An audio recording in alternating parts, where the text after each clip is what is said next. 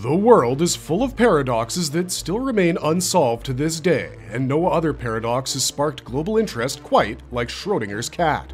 Apart from being based on quantum physics and quantum mechanics, Schrodinger's cat paradox has deeper questions that will give you an existential crisis. Are we really alive, or are we just dead? Or are we dead and alive at the same time? Hellsing's author, Kota Hirano, uses this basic question from the Schrodinger cat paradox to create a seemingly harmless character that ultimately becomes the closest thing to death for Hellsing's indestructible hero, Alucard. In today's marvelous video, we're going to take a closer look at Schrodinger's anatomy to analyze how exactly this warrant officer of Millennium becomes a key aspect in the Major's attempt to kill Alucard.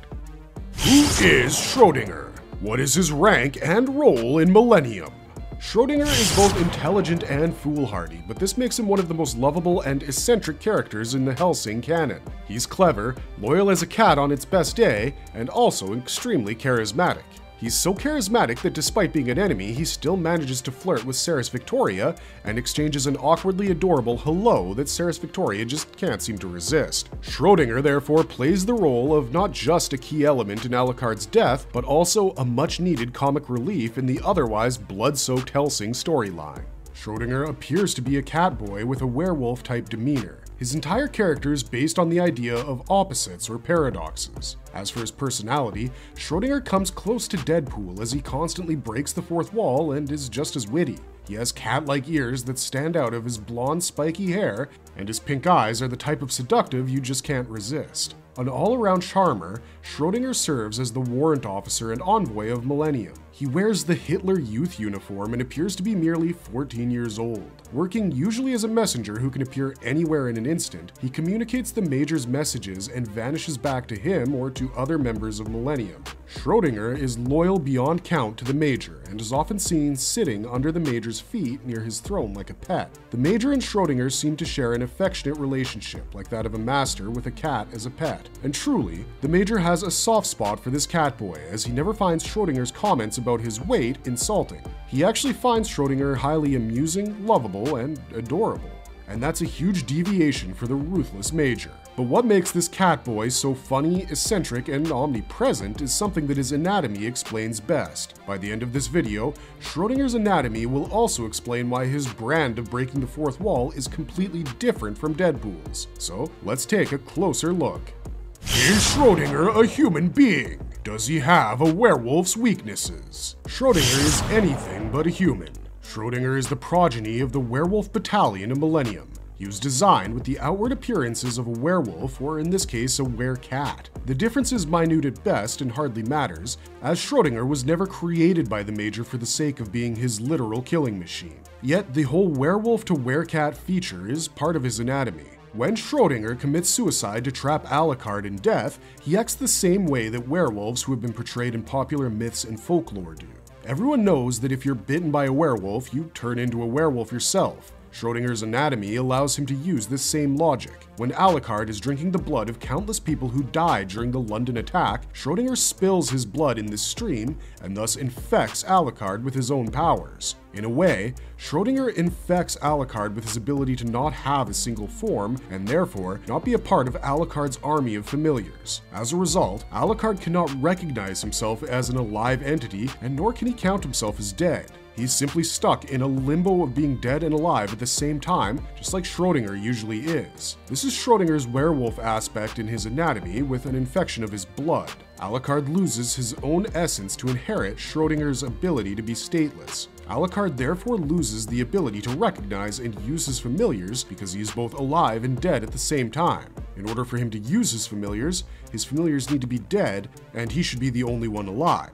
And if Alucard can be both dead and alive at the same time, it goes against Alucard's anatomy and therefore leads to his death. He still recovers after nearly 30 years, but the fact that he's still infected by Schrodinger is obvious in the end when you see Alucard's eyes with a tinge of pink, reminiscent of Schrodinger's pink eyes, indicating that though Alucard might have killed millions of his familiars for good, he can never be rid of the stateless Schrodinger because Schrodinger was infected by the soul of Alucard, just like a werewolf infecting and turning humans into werewolves. By the end of Hellsing, Alucard regains himself, but he can still never remove Schrodinger from his anatomy or soul because Schrodinger has become an undetectable part of it. In that sense, werewolves are on par with vampires in terms of strength, ability, and immortality, but they also have a significant weakness in silver. Silver affects the captain in Hellsing with a significant amount of damage, but as for Schrodinger, it's hard to say why the effect is almost unnoticeable. We suspect it's because of Schrodinger's partially transformed state, which allows him to come back to life despite having died multiple times. He has none of the strengths of a brutish werewolf because his anatomy is based more on the idea of a philosophical and paradoxical cat. Schrodinger's both dead and alive at the same time by residing in Alucard. And speaking of someone cheating Alucard, Schrodinger definitely scores the last laugh in the Hellsing storyline. Does Schrodinger exist? How does he survive fatal wounds? Why can he teleport? Schrodinger is based on the idea of the Schrodinger's cat paradox. Therefore, his anatomy points out the characteristics derived from the paradox of Schrodinger's cat. This cat can be both dead and alive at the same time. It's only when you see the cat, or touch the cat, or even examine the cat for yourself, it's only then that you can truly be sure that this cat is really dead or alive. So, in a theoretical sense, the cat can be anything. Dead for good, alive as a healthy cat, or both at the same time. The character of Schrodinger is derived with the same logic. The matter that Schrodinger is made of allows him to be stateless, implying that he can be in any state he wishes to use, and he can exist anywhere and nowhere at the same time, as long as he's aware of his existence. So let's say we've brutally wounded Schrodinger, like Alucard does with his castle when he decapitates him. All Schrodinger needs to do is think that he's alive and blam, you'll see Schrodinger alive without a scratch on his body. Similarly, when Alucard is killing Rip Van Winkle, Schrodinger is simply sitting and watching the murder with a two-way TV in his hand, and snap, we see Schrodinger instantly by the side of the Major. Snap again, and we see Schrodinger back at his spot in the exact same sitting posture while Alucard was killing Rip Van Winkle. This sequence now indicates that if Schrodinger thinks he's in New York, he'll be in New York in that very second. And if he thinks he's with the Major, he'll instantly be standing beside his beloved Major. Schrodinger's ability to teleport is derived from this philosophical paradox of the cat, that you can't really predict the state or form of the cat until it's in front of you. Only the cat knows how or where it is, dead or alive. In the battlefield or by the Major's side, Schrodinger needs to only think about it and he'll be just where he thinks he should be present. This also presents evidence that maybe his anatomy and abilities make Schrodinger immortal, and way more indestructible than Alucard, which is exactly why Alucard takes 30 years to kill all his familiars and start fresh, but still doesn't manage to kill Schrodinger, simply because he has no form, matter, or state that Alucard could predict or detect. He is still very much in Alucard, and as a result, Alucard can also use Schrodinger's abilities, but he still can't detect the werecat that lives inside of him like a parasite. What's even scarier though? This ability of stateless omnipresence also allows Schrodinger to travel through minds in an instant. Schrodinger easily travels through the mind of Zoran Blitz, a master illusionist and mind reader herself. Schrodinger simply travels through Zoran Blitz's mind to break the fourth wall while Zoran uses her illusions on Ceres Victoria. As mentioned before, Schrodinger can do or be anywhere he can think of. What a way to be immortal. Schrodinger can break the time-space continuum, wrestle through quantum mechanics, and teleport anywhere just by thinking about it. It might just be impossible for Schrodinger to die, just like it might be impossible for Alucard. The moment Schrodinger forgets about his existence, only then will Schrodinger cease to exist or simply die. So the instant Schrodinger thinks, oh, I'm alive, he's back to being alive and kicking. So it all depends on what Schrodinger thinks about his life. The moment he thinks he's dead, he practically is. But if he thinks that he should be alive, then he can come back to life. This is precisely why fatal attacks have no effect on Schrodinger's body, because if the body itself has no form or state, what is there to possibly destroy? What makes Schrodinger's anatomy a poison fit for defeating Alucard?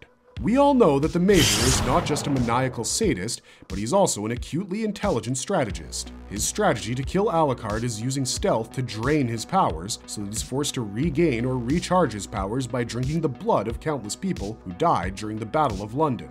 To achieve this, he sends out a lot of decoys in Alucard's way, like Rip Van Winkle. This strategy keeps draining Alucard of his powers. Finally, this forces Alucard to drink from the bloodstream of all the dead from the Battle of London. All this while, the Major patiently waits to unleash his ace trump card, Schrodinger, to finally incapacitate Alucard.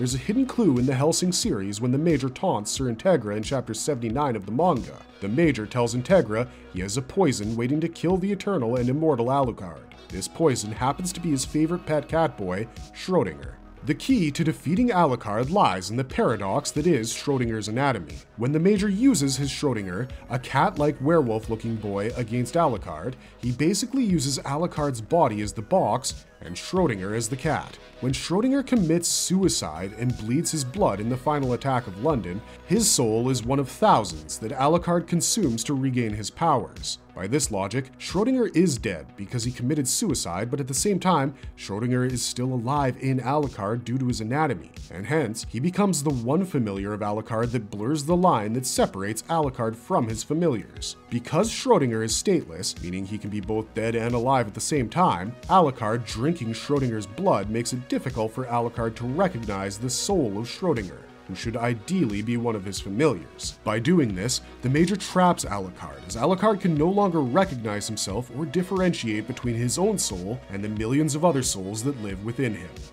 Does Schrodinger's blood negate Alucard's immortality? Would the same thing happen to any other vampire? As Alucard is finally drained of his powers, he is forced by his anatomical flaws to drink the blood of millions that died during the Battle of London in order to repower himself. This is where Schrodinger's suicide figures in as an attempt to poison Alucard and take advantage of his anatomical flaws.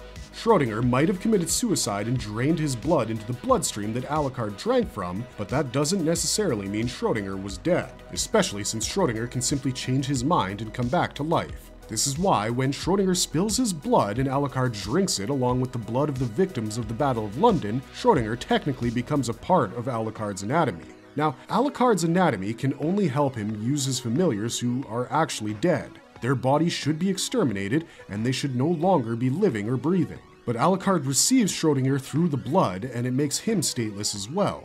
Schrodinger is still alive in Alucard, and because he's still alive, Alucard is unable to recognize any of his million familiars because Schrodinger continues to live inside of him.